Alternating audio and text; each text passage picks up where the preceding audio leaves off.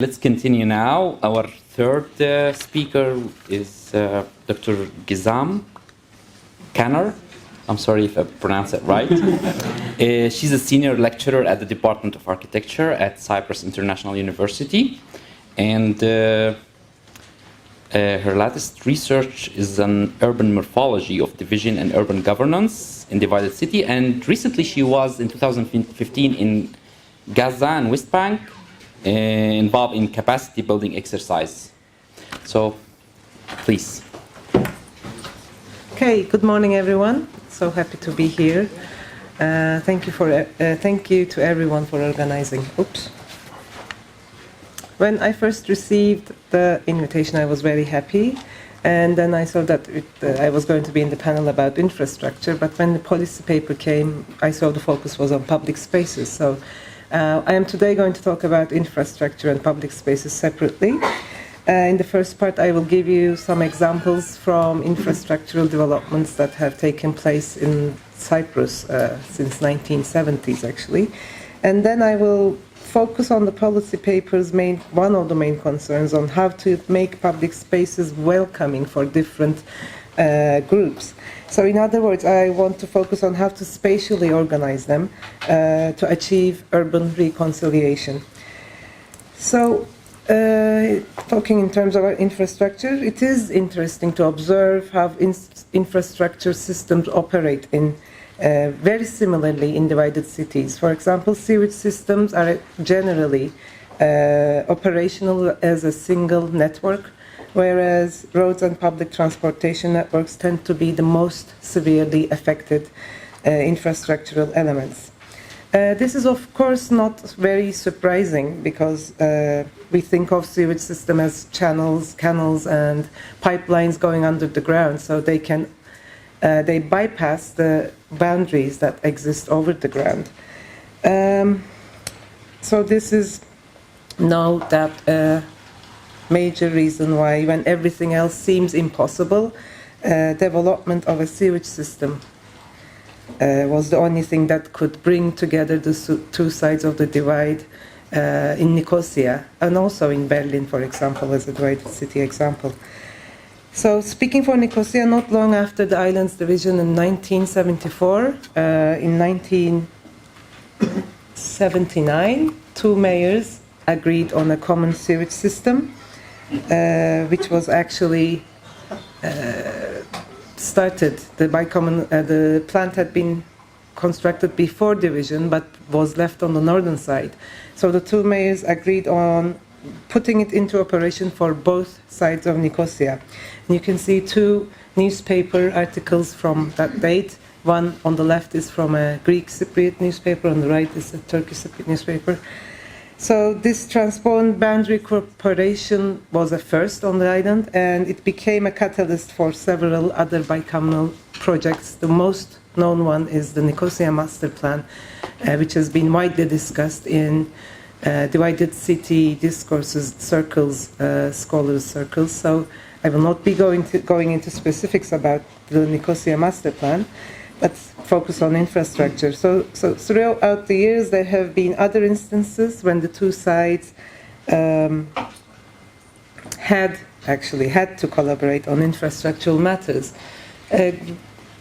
We all know that devastating disasters has the ability to bring people from different political views together. So this is an example which occurred in 2011 in South Cyprus, let's say, in the Greek part. The main power plant was severely damaged due to a nearby explosion at a naval base. And upon this, the North made an offer to sell electricity to the South, which was, after some consideration, accepted. But of course, in order to preempt an accidental recognition of the South authorities of the North, this was carried out privately through a contract. But today, good news, connections established for these temporary requirements, let's say, have become permanent. And most recently, there has been a cell phone interoperability agreement between the two sides. two community leaders, you can see here Mustafa Akıncı and Nicosia and Sarajevo, as part of confidence building measures has agreed on this interoperability of GSM operators on the two sides. But again, since the Republic did not want to recognize and did not want to have direct relations with the GSM operators in the north, a third-party institution from Switzerland created the necessary formula for implementation. So, up till now, I have tried to summarize and outline here that infrastructural issues generally operate on larger scales, as the policy paper also suggests, and hence requires the responsibility of governmental agencies. And moreover, as again the policy paper stated this, that these issues, specifically in conflict areas, cannot be handled as purely technical matters, and there are lots of political realities that are going on at the same time. So the policy papers focus on public open spaces as a valid line of action if you want to maneuver around the political realities and if you want to create the most required, needed participatory approach that is coming from bottom up to create shared spaces instead of divided ones. So on that account, I would like to focus on how to use these public spaces and how to spatially organize them so as to achieve the social encounters we so much desire. I'm hoping it will be complementary to the paper's recommendations in that it will provide insights on the conceptualization of what we actually want to attain when we create these spaces. So in my approach on how to use these public spaces for urban reconciliation, I will attempt to identify the types of socio-spatial tactics that we can undertake in managing inter-ethnic relations in these public spaces. And I will reside with Andreas Papallas's viewpoint, which is stemming from political theory. Before going into that, I want to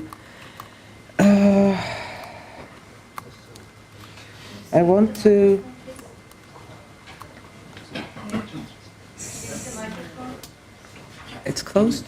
No, just close it. I'm far away. Like this, okay.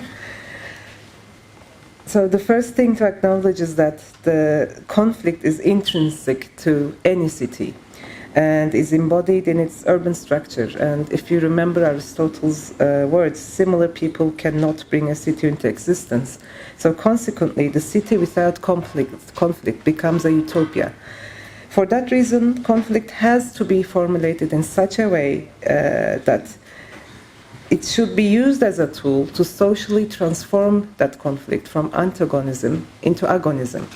And agonism here meaning that it accepts the place of that conflict in that society, but it seeks to show how people might accept and channel this positively.